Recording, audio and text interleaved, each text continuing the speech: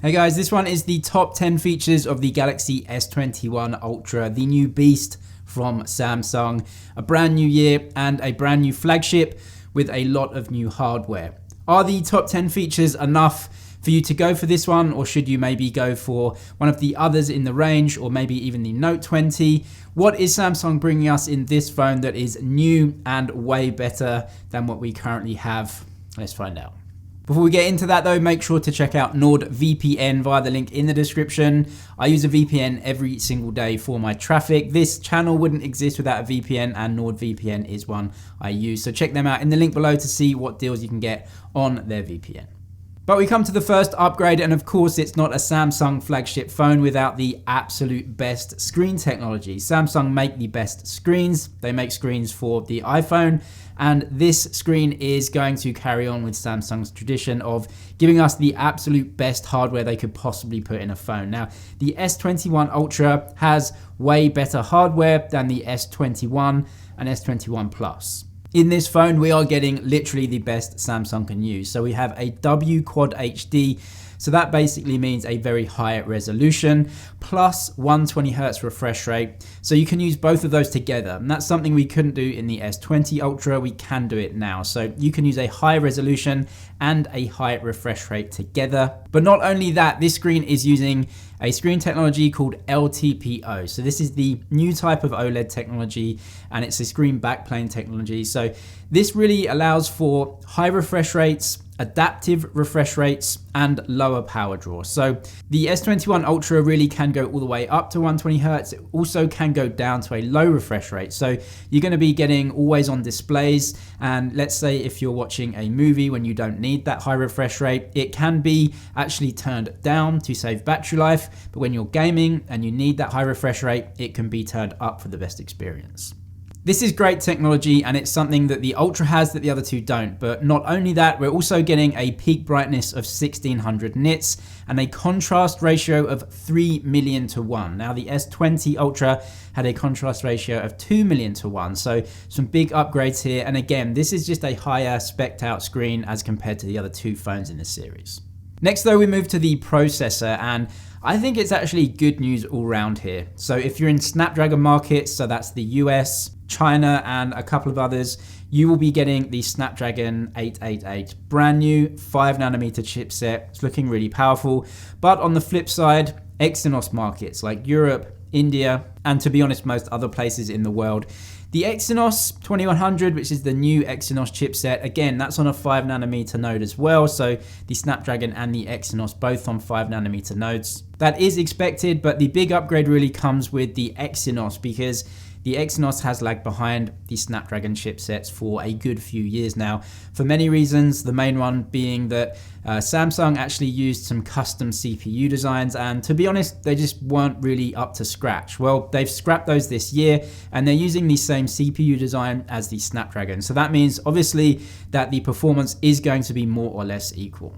We've seen a few benchmarks from both the Snapdragon 888 and the Exynos 2100, and really the big takeaway is that the Exynos is almost matching the Snapdragon 888. So that's a really great thing. So in previous years, the Exynos has not matched the CPU performance of the Snapdragons. This year, that looks to have changed. So the Exynos will be getting much closer to the performance.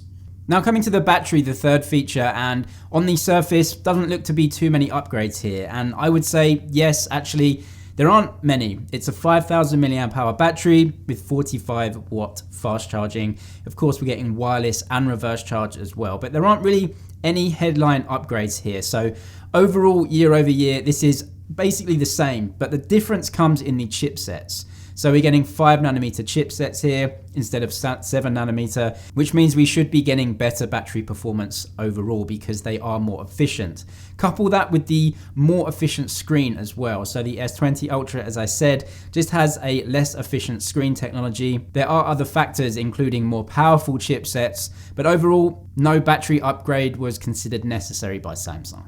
Whilst talking about the battery though, we have to talk about the fact that for most countries and for most markets, you won't be getting a charger in the box. Yep, it has come to Android already. We've seen the Xiaomi Mi 11 leave the charger out, and every rumor and news report is telling us that Samsung will do the same. Most people expected this after Apple did it with the iPhone 12. Obviously, Samsung making themselves look silly by mocking the iPhone 12, saying that their phones had the charger in the box, and then the very next flagship release taking the charger out of the box. Making themselves definitely look a bit silly, but it's definitely happening for most markets. Unless your market has some rules that will actually force them to include it, it's probably not coming. The cameras for me are one of the biggest areas of upgrade for the S21 Ultra versus the S20 Ultra and also even the Note 20 Ultra. These cameras really have been given a big boost. So the main image sensor is 108 megapixels, so on the surface not really an upgrade, but according to leaks that will be a new image sensor, so hopefully some improvements when it comes to dynamic range. Obviously the resolution is exactly the same, so in terms of sharpness there might not be any noticeable differences. Maybe some processing improvements will improve that, but in terms of the resolution, that's the same, but a new image sensor is needed because, as we know, the S20 Ultra had so many issues with focusing for a start and also dynamic range. That is the difference between highlights and shadows in the image. It just wasn't really good enough compared to other smartphones, and it wasn't even better than the cheaper S20 and S20 Plus. So a new sensor is a good thing, and Samsung are including a laser autofocus system to help with focusing as well. So there's no depth sensor on this phone, but they do have a laser autofocus.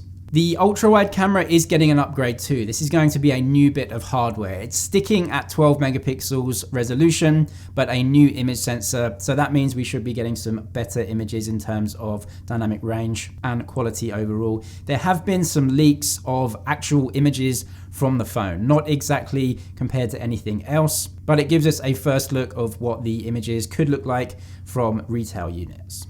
Zoom is really the biggest area of improvement here for the S21 Ultra. So we have two zoom cameras on this phone now, a 3x zoom and a 10x zoom. The 10x, of course, is in a periscope zoom. That's a big upgrade from the S20 Ultra at 5x. This doubling now to 10x. There's also a new sensor under there. It was a 48 megapixel image sensor before, now it's a 10 megapixel image sensor. Resolution isn't too important here. It's about image quality, the size of the sensor, and with fewer pixels you can actually make them larger, so it should do better in low light and possibly have better dynamic range, better colors overall. Of course we have to see the retail units for this. But achieving a 10x optical zoom, that's completely lossless zoom. You can zoom in 10 times and it will be a sharp image. It is absolutely incredible. I can't wait to see that. It's going to be one of the leading zoom ranges for the year in 2021. When it comes to specs in video, yes, 8K video recording, this time in 30 and 24 frames a second. That may change depending on your region because frame rates do. And then 4K 60 frames a second, Full HD recording up to 240 frames per second slow-mo. Some really good high-end specs. We would expect nothing less. When it comes to design then, a couple of things to point out. Firstly, we are getting some new colors and also matte finishes on some of those colors. The S20 series didn't have those. I'm really looking forward to that. Matte finish is really awesome. I'm glad Samsung are doing it. And of course, the other big change is just the camera array design.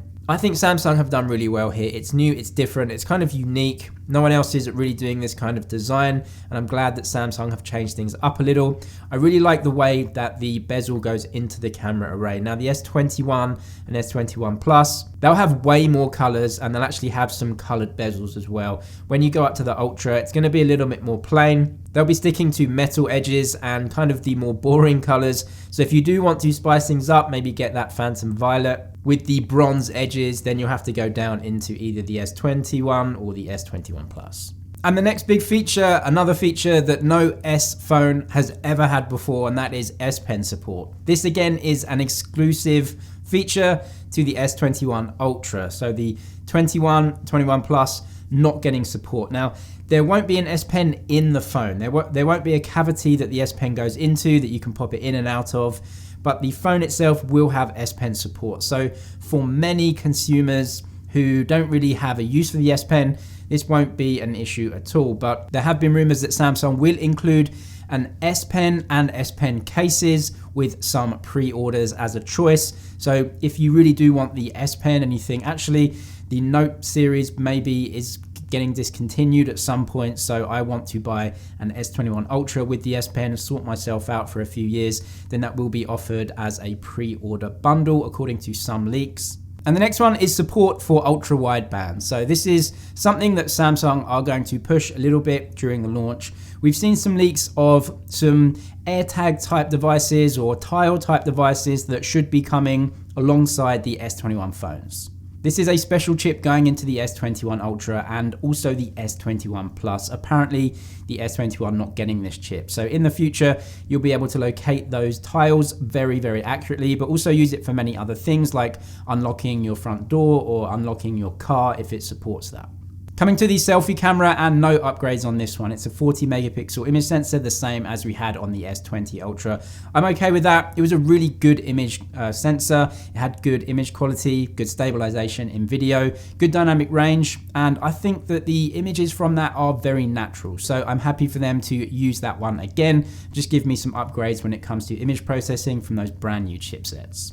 Check out NordVPN via the link in the description to get yourself protected online. Thank you for watching this one. Subscribe if you haven't done already, and I'll see you in the next one.